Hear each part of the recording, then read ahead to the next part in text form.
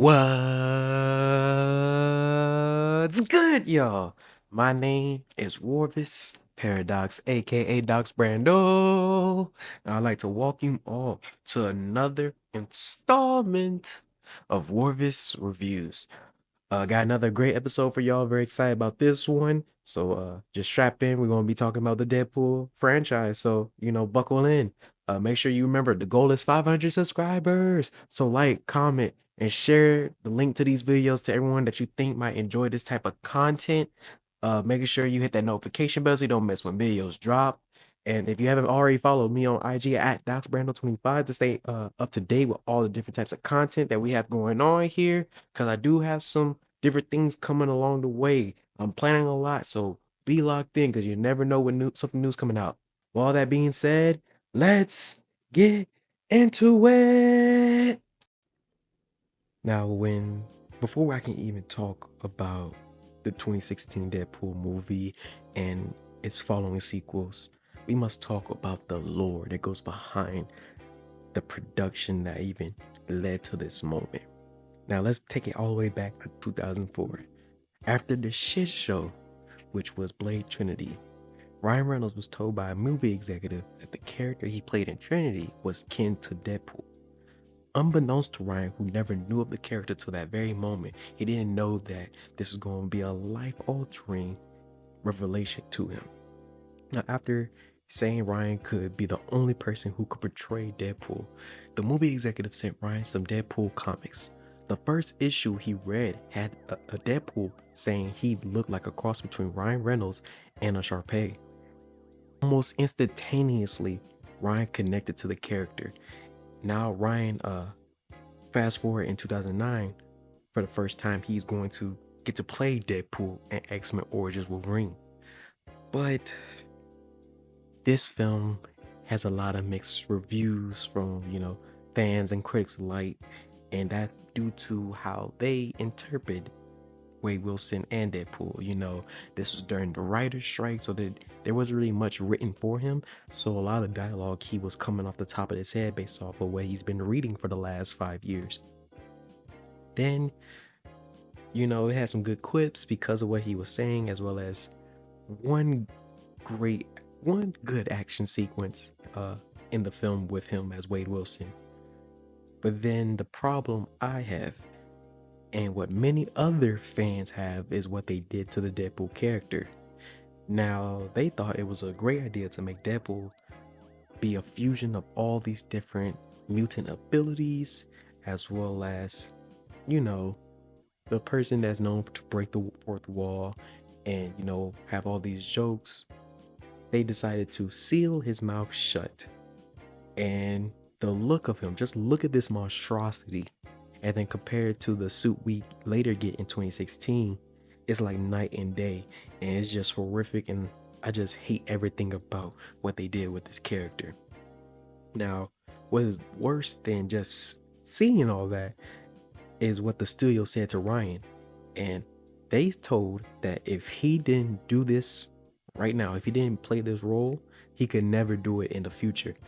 So Ryan had to do the sacrifice to be the character he would later on to be greatly known as for in the future. So he did this begrudgingly, and you could tell that later on in the Deadpool films that he hated doing this to the Deadpool character.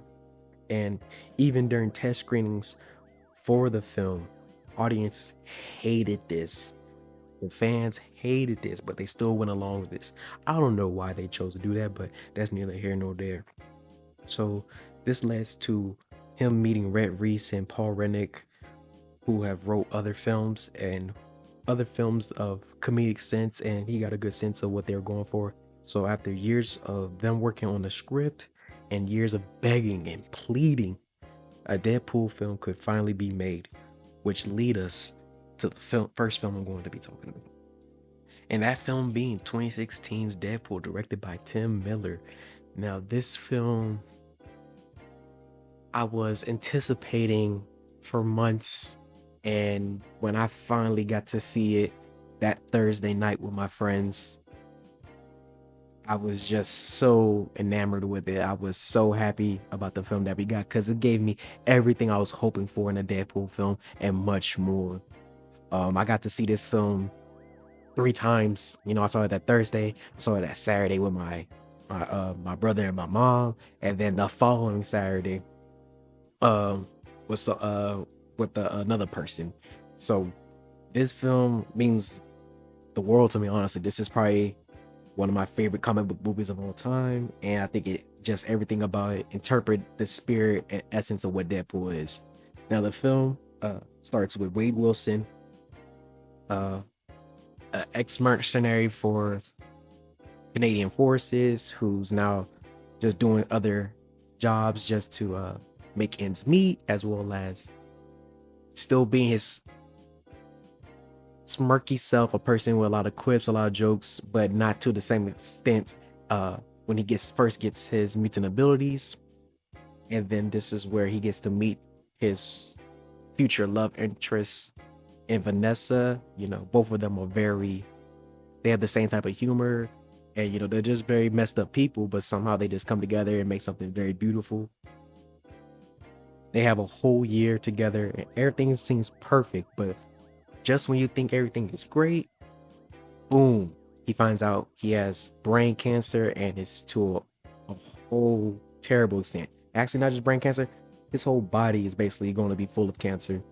So he doesn't really have much time to live, and trying to figure out what's going to be the motive. And he doesn't want to be around he doesn't want her to see him at his lowest. You know, everything's going to be very terrible just to see someone you love degrade into a mess. But she's just pleading with him just to stay hopeful. And this is where he gets a word from a recruiter, someone saying, hey, you know, you did pretty well for your country, and we have this program where we're trying to make mutants where you could possibly gain an ability that's going to be able to make sure that you survive the battle that you're facing. So he reluctantly agrees because, you know, he doesn't want Vanessa to be left alone, and he has now his own sense of purpose. He has something he wants to live for now instead of being just, you know, the shit bag. So he gets to the place, and this is where he realizes it is not exactly what the person was pitching to him. They are forcibly making these people get their mutant abilities. Most mutants that are in this world, as well as in the comics, they gain their abilities by birth. It just happens. There's a factor in them, a gene, the X gene, and once it activates, it's just something that just occurs. But for him and everyone in this place that they're experimenting on, they forcefully cause it to happen. So he's not a natural mutant. But I'm going a little too fast. So he gets here, and then they start just torturing him until they get the X gene to activate. And this is going on while the person who runs the place named Ajax, just a dickhead, a horrible person who just enjoys figuring out how different ways to torture Wade until he finally cracks him. This leads to Wade having meeting a character in there, and they can't really see each other. They both strapped down, but they interact and they have a nice bond. And this is where Ajax tries to threaten the weaker character, and Wade, who takes his name tag, says, you know, you don't have to be scared of him. You're gonna be scared of a dude named Francis. And then this is where it pisses off Ajax. So Ajax figures out a contraption to make Wade's life a living hell, and this is what finally activates his X gene. His X gene is regenerative, super regenerative abilities. Basically, he can recover from anything. If you didn't already know about Deadpool's abilities. And this is where his face becomes that, like, everything that was cancerous in his body basically came out and exposed his skin, and that's what disfigures him. Now he's able to set off an explosion. There's a battle with Ajax. The person that he met dies, and now he goes on the hunt looking for Ajax, for he could fix his face because he's the one that caused him to look like, you know, the type of guy from Utah was fucked by Freddy Krueger. So that's basically like the gist of the film, plus him trying to get back to Vanessa after being corrected. His face has been corrected because he doesn't want her to see him as, this ugly being. Now, with all that being said, I want to get into the highlights of the film, and easily number one highlight is Ryan Reynolds as Deadpool. It's not even close. This film, he carries this film on his back, and he truly, I don't think there could be anyone else to play Deadpool.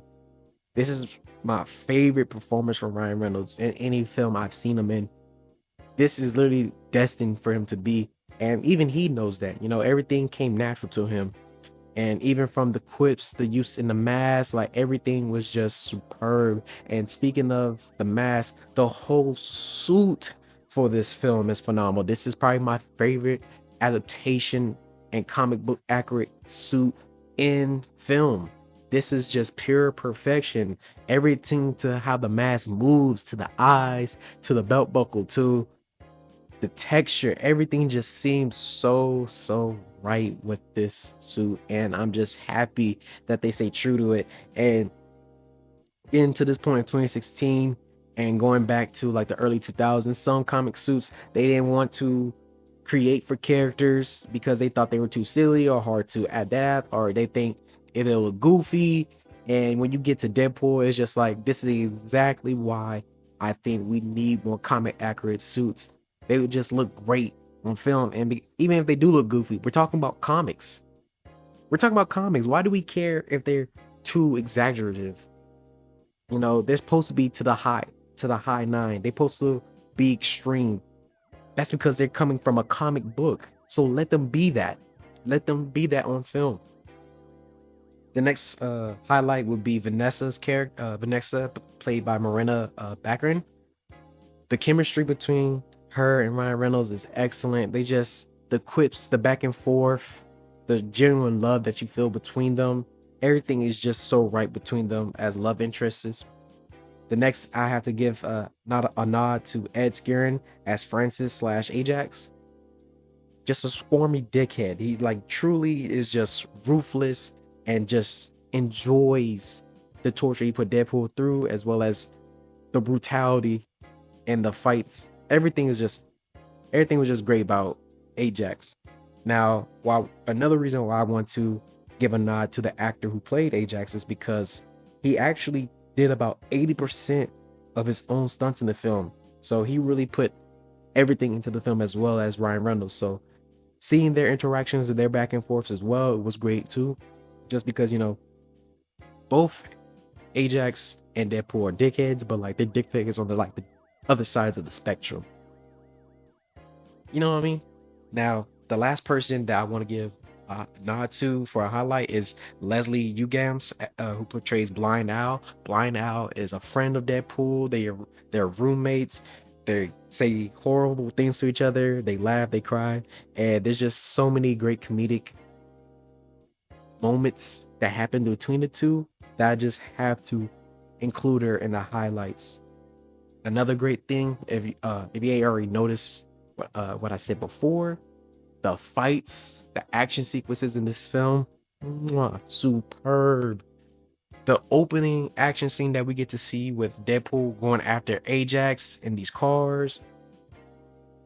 What's great about this first action sequence is they had kind of like an animated test run, a test screen of it that leaked, and I'm saying leaked in quotation marks because Ryan and his team kind of pushed it out just to years prior to the film actually being made and coming out, to see what people would think. And I remember when I first saw it, and on instinct, I was like, yes, I'm locked in. This is what made me anticipate the film coming out. And I think that's what everyone's thoughts were when they first saw that. And that same sequence was pushed even further in the film. Another great thing about the film is a lot of the editing, the transitions. Everything is very fluent. Everything looks crisp. I have to give a nod to the opening. It's just a very it was just a very nice sequence for the opening, and it's getting many jokes off rip, and it's just enjoyable to watch and just think of. The soundtrack for this film is excellent as well. There's a lot of great songs in here. This definitely what's really cool about the Deadpool franchise is that it's able to increase the resurgence of songs that were already popular and great. And for this film, it's definitely Careless Whispers by Wham. The the use of the song excellent throughout the film, and I know it was stuck in my head all 2016. And honestly, every time I sing the song, I instantly think of either George Michaels or I think about Deadpool. So it's like it's tied itself. Deadpool franchise is good at tying itself to the songs it uses in its score. Again, like this film is just one of my favorites, and I just always enjoy rewatching it. I rewatched it recently, at least about a month or so ago, and it still holds up. All in all, I'm giving this film 4 stars. Still one of my all-time favorites. Can it be better? Maybe just a tiny, tiny bit. There's some things I think are holding it back, but I enjoyed the ride, and it's probably one of my most rewatched films, especially on that opening night. So, highly recommend if you haven't already seen it already, and you're crazy if you haven't. Now, the next film I'm going to be talking about 2018's Deadpool 2. To no one else's surprise, after how big of a hit the first Deadpool was, a sequel had to follow it up. So this leads to Deadpool 2, directed by David Leitch. Now, this film, I don't like it as much as I do the first Deadpool movie. Like, don't get me wrong, it does has some good fun moments, but if I'm thinking about which movie in the trilogy in the Deadpool franchise that I'm probably not going to go back to as much, it will be this film. Now, the film is about how Deadpool, he's put himself in a bad situation, and that situation being he didn't finish the job in one of his missions, and this is years later after the first film. And while he's trying to have a good moment with his fiance Vanessa, the person puts out a hit, comes to their place, and shoots Vanessa. So Vanessa dies, and now he is completely, utterly depressed. He's lost his one true love, and it's his fault.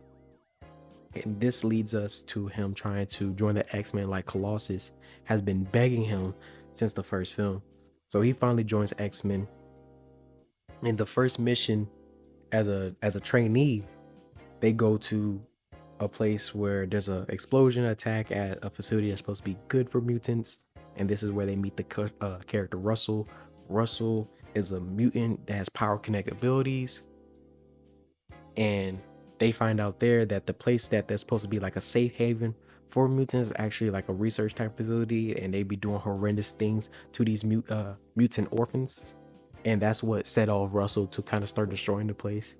And he's having an issue with the headmaster who's in charge of everything that's going on there. While that's going on, Abel, a time traveling mutant, comes from the past to kill Russell because Russell becomes a tyrant, a murderous tyrant who comes and kills Cable's family. So he's trying to save his future, save his family, and Deadpool, who understands what's going on, is trying to protect Russell, but a situation occurs, and then Russell goes on a path that nearly leads him to villainy. That's all I want to say about the film. Definitely want y'all to make your own opinions, how y'all feel about the film. I kind of want to get into more of the highlights, and that kind of leads me to talk about certain aspects of the film, but not spoil. Cool. Now, another great highlight is Ryan Reynolds as Deadpool is always going to be a plus. It's always going to be a plus. He always brings his A game when being this character. Is honestly very natural for him. Suit still looks great. The interaction that he's having with these characters, I think he does a great job of portraying the sadness that comes with losing someone as Deadpool. He's a comedic character, but he does have moments where he's weak and he lets the comedy just like halt, and he's just true to himself about what's going on. And I think that this film does a great job with that. I think Morena coming back as Vanessa is great as well, because what the film does within the film is every time he's close to near death, he's able to see her in this like, what's it called? Basically, like when he's close to death, but he comes back every time because he has these regenerative abilities. So he's seen her in this like cross zone of life and death, and he wants to be with her. He's been trying to kill himself the whole time to be with her, and she's telling him, "You're not ready. You're not ready. You got people that love you, all that." And he keeps bouncing back, and the interactions between these moments are very genuine, kind of sad for Deadpool. Then you get to Blind Owl coming back as well. Still funny interactions. Every time you see her on camera, you already know something funny is about to happen. Then for the new people, Josh Brolin as Cable did an excellent job. What's interesting about his character is they didn't really do too much with the actor. This was up to him to make this portrayal, and he was able to make this growly guy who's like the serious character to Deadpool's comedic. So the interactions they had were pretty cool, and honestly, they had a great fight sequences as well against each other and while working together. The next person I want to highlight is Zazie Beetz as Domino. Now, this interpretation of Domino is not totally comic accurate, but it's still a very fun take with the character. I think Zazie has fun with her, as well as the interaction between her and Deadpool is kind of like a brother-sister rivalry going on with the back and forth, which is, definitely great to see on camera. It's different. And the fight choreography is pretty great as well. Camera shots, cinematography, everything's pretty cool. It's just, the character of Russell, shout out to the actor who enjoyed playing this role, but he's it's kind of annoying. And I guess that's the point of his character, that, he's trying to be better besides his faults, or the film leads to him becoming better due to his faults, and him and Deadpool have a lot of similarities, but I just can't roll with it. I don't know. I don't vibe with it. I think that point of the film is what makes it lack, but I don't know. I'm just one person. Soundtrack is still pretty good. The opening scene, excellent as well. I'm gonna get to like ranking certain parts of the franchise, but we'll get to that. But the opening's really pretty good. All in all, giving this film 3 stars. It's not the worst. It's just the most meh film I've watched. Still check it out though, just to get your own opinion.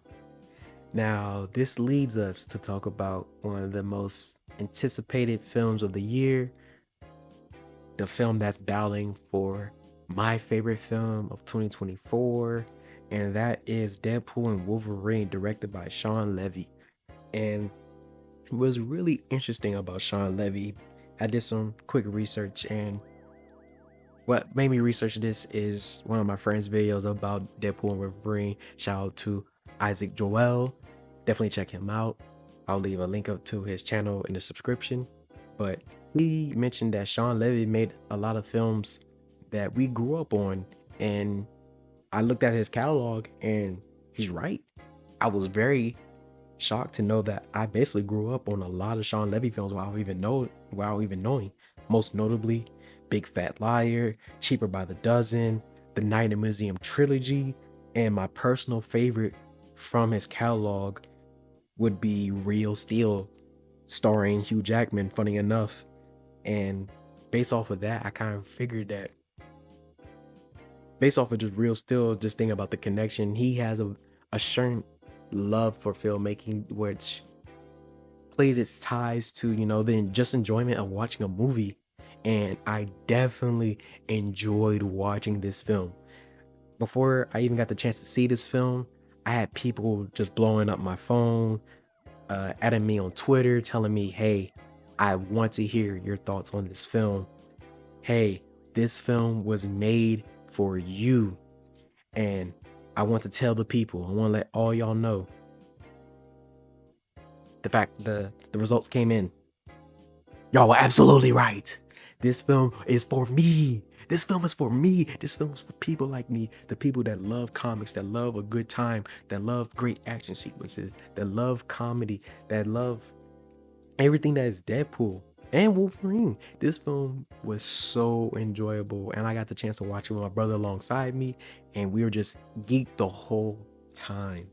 Now, this film takes years later into the future. This is after the end of Deadpool 2, where kind of a spoiler, but not really because it's in credit stuff. So at the end of Deadpool 2, he gets the time device that Cable had that was broke at the time fixed, and he goes on a spree of just changing things in history.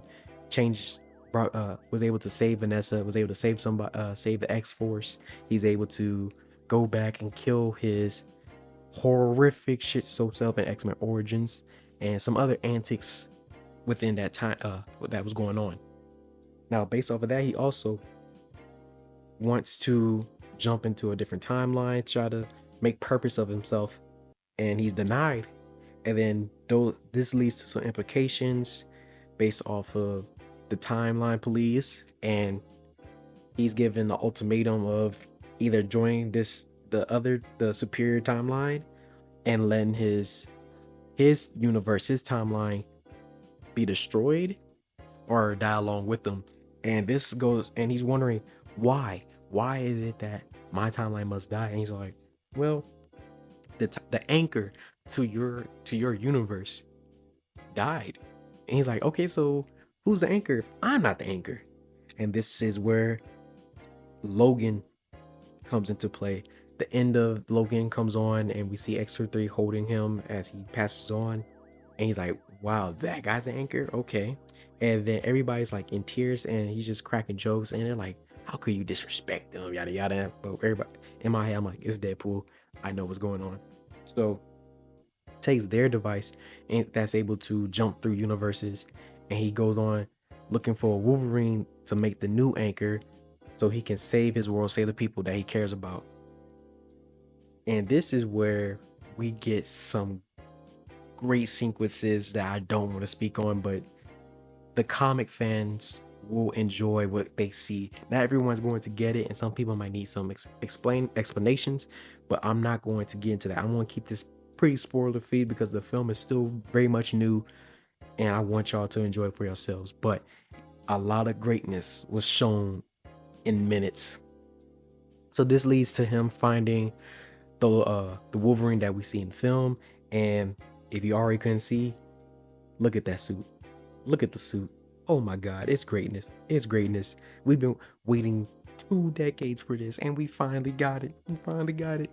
A Wolverine that's in the yellow and blue. It's beautiful. It's just beautiful. And seeing Hugh Jackman come back to the role after, a hiatus from playing portraying Wolverine, portraying Logan.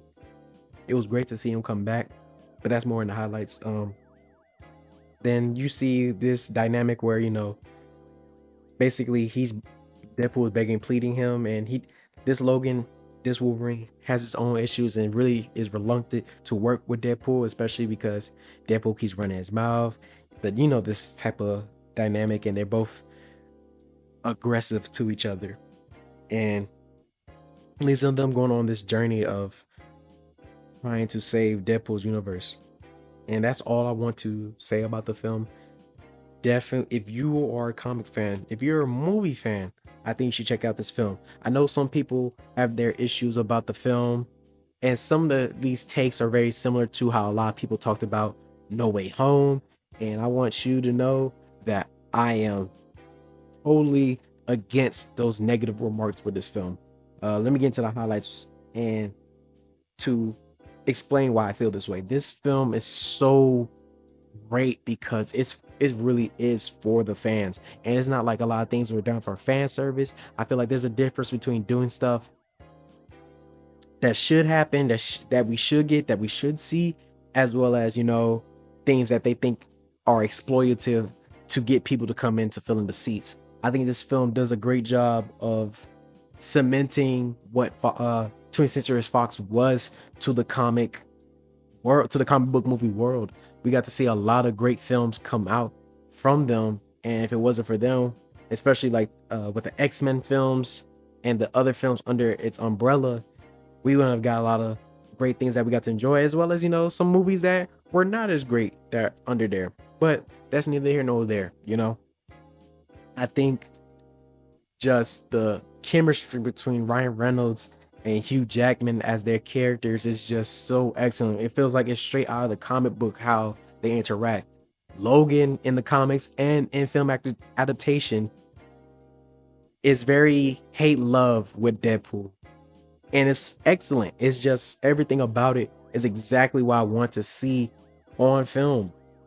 Their interactions, their fights against each other, because we have two of the people with the greatest healing factors in comics, not just in Marvel, just in comic history, who are able to heal from such lengths, and seeing them just totally brutalize each other.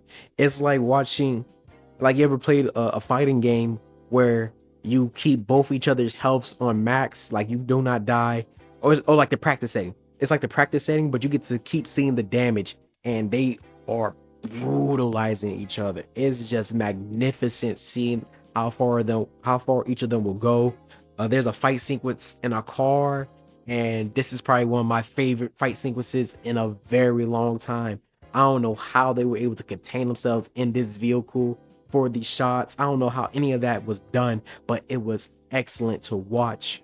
Um, Another great thing about this film is just, I feel like the sequencing of this film. Some people said that the fact that Deadpool's supposed to be doing this for his loved ones, the previous characters that we've seen in the franchise, but they're kind of on the back burner, and I'm okay with that because it's not really, we don't really need them around to know what's at stake, what's going on.